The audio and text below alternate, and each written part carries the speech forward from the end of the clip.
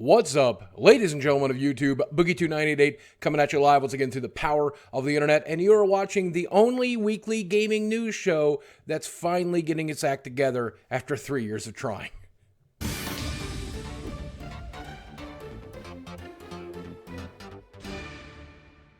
This week's episode is once again sponsored by the guys over there at Crunchyroll, the #1 premier way to get an authentic Japanese anime experience streamed directly to your device. Whether you are new to the hobby or you're somebody who's watched almost everything under the sun and are desperately trying to find something new to watch, you could be watching professionally subtitled anime right now by going to crunchyroll.com/boogie, and your first month is free on me. So the game For Honor finally releases this week, and this is one of my most anticipated games of the year. The downside is, though, chances are you have not got to read a review yet, because review codes weren't sent out until just about the day before the game officially launched. So since I know that the majority of professional reviewers will take a few days to release their actual reviews, I figured I'd give you a little bit of info based on my experiences so far with the game. So as you guys know, I've played about 8 or 10 hours worth of the multiplayer for this, including at the PlayStation Experience, and of course this weekend I even streamed a good chunk of this game. And when it comes to the multiplayer is very, very good. So I think the shining glory of this game is the combat itself. It is just fun to do.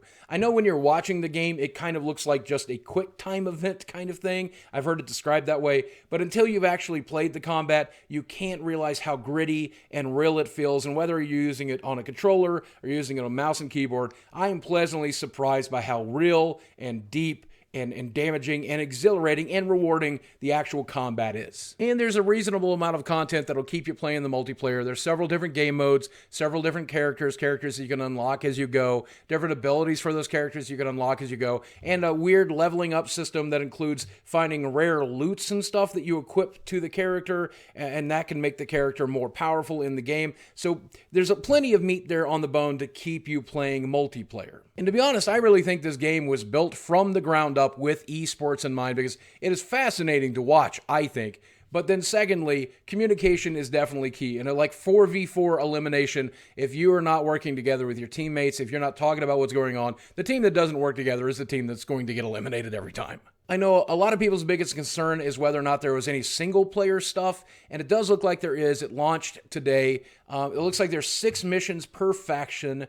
They seem to be all right storylines. They're fairly interesting. I started the night storyline and did a couple of missions. It seems like it's going to be short, but it's definitely there. But I think it's designed to give you a little bit of an experience before moving into the multiplayer. And I think it does unlock a couple of things for multiplayer as well. So that's interesting. So here's the thing. Number one, if you don't like the multiplayer, you really should not pick up this game. I really genuinely feel like it's the main draw of this game. The single player is there, but there's just not enough to reward somebody for a $60 purchase. Secondly, this is a game that does have some content at launch, but it really, really needs more content. And the good news is Ubisoft does say that there will be free maps and free modes and free stuff coming down the pipeline, and I think that's good, but it is also frustrating that there's a $40 season pass that locks away a few outfits, some boosts and stuff like that. It also locks away 6 characters, but apparently you can unlock those 6 characters by spending in-game currency, but still, at the same time, $60 plus another 40, this game is not worth $100 in my opinion. It's definitely worth 60 though, if there's plenty of free content. So basically, I guess what I'm saying is if you enjoyed the open beta and you want to do about 30 or 40 hours of that, then I think there's no reason not to rush out and get it. But if you're waiting for single player modes or a lot of extra content to be available at launch, it's just not there yet. You might want to wait until there's more free updates as we go.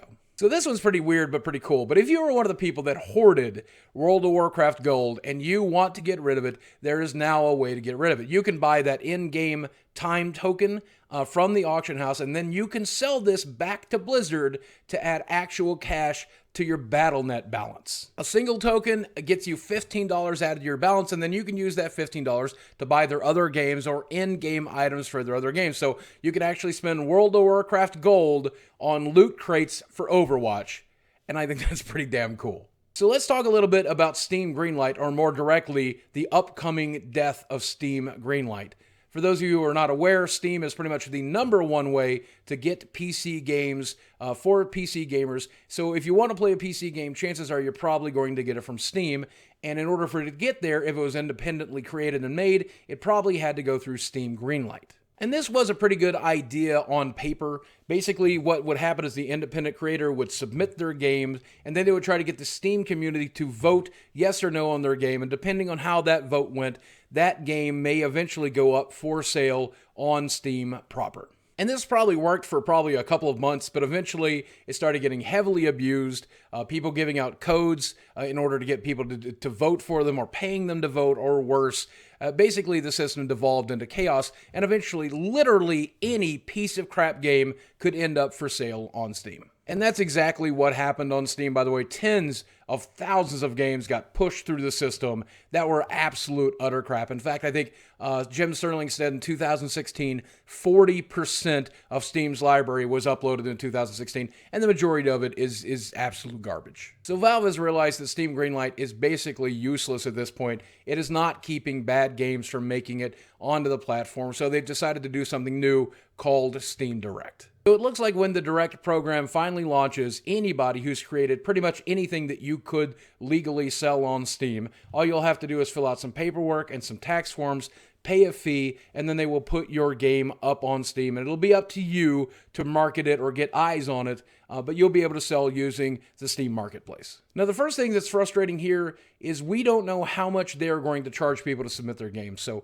for some developers that are outside of the country, or for college students who want to submit their game, Greenlight was a very inexpensive way to get their game on Steam. Now, if they have to pay a fee, even if it's going to be refundable the way that Steam says that it will be, if it's a $5,000 fee, or even say a $1,000 fee, that's going to lock out quite a few game developers from being able to put their game there. Secondly, this is the opposite direction I feel and many other people feel Steam should be going in. I want them to do some sort of quality assurance. That was the point of Steam Greenlight. This will definitely not do that. This is just going to allow them to basically have a complete free-for-all that'll go directly to the front page. If that's the case, that is very, very frustrating. It's a step in the wrong direction. And one more thing. Last week, I delivered a piece on VR, and I was kind of frustrated, and I was kind of disappointed, and I kind of got my facts wrong, so I wanted to apologize and amend that this week. There was a court case between ZeniMax and Oculus Rift, and I said that the Rift guys actually lost this case. It is not true. While they were fined $500,000, forced to pay that to ZeniMax, they were actually found not guilty in that case, and that was my mistake. Secondly, I said that this kind of left Oculus Rift dead in the water, and it looks like the fans of the Oculus Rift absolutely disagree with that, but so do the guys over there at Oculus Rift, and more importantly, the guys who own Rift now, Facebook. Facebook continues to develop the technology every single day. Mark Zuckerberg actually showed off some prototype gloves this week, and the folks over at Rift said that they are not deterred by this ruling. In fact, they are going to double down and triple down on making sure the Rift is successful. Look, here's the thing about VR, and it's kind of frustrating as a fan of virtual reality. I own all 4 of the major headsets. I use my gear almost every single day. I use PlayStation VR about once a week. I only use my Vive every once in a while when a game really excites me on PC, and I only use my Oculus Rift when I travel with my VR-ready laptop so that I can give demos to show people what the Rift and VR is actually like. And last week, I said that VR probably won't be the future, and if it is, Oculus Rift won't be part of it. And hopefully, after reading and hearing your comments all week, I think that I am wrong. But here's what I do think. I think this generation of headsets is definitely lagging in sales, and it's difficult getting customers to love it and to try it and to invest in it. I think as the technology progresses and it gets better and better and cheaper, I think that's when it's really going to take off. So I'm sorry for being such a downer. I do want VR to be amazing. And that's it for this week. Not a lot of exciting news this week, but we are kind of in that slow period of time. I think it's going to be slow right until the Switch drops. But if you don't mind, stick around a little bit and let's talk about my sponsor, Crunchyroll. The last time we talked about Crunchyroll, I asked you guys to make a video talking about your anime experience and recommending videos to me that I could watch on Crunchyroll. And a good number of you did, and I hope plenty more of you do because I love watching those videos. And as you guys remember, I told you guys I picked One Piece to start based on your all's recommendations last month. And I have to say, I only watched about 10 episodes, but the show is very unusual and very weird. It's nice, though, that I now get some of the memes and some of the culture that surround the anime culture specifically related to One Piece. But this month I decided to try something new because One Piece is so long, I know that I'm never going to make it all the way through that stuff with my time schedule. So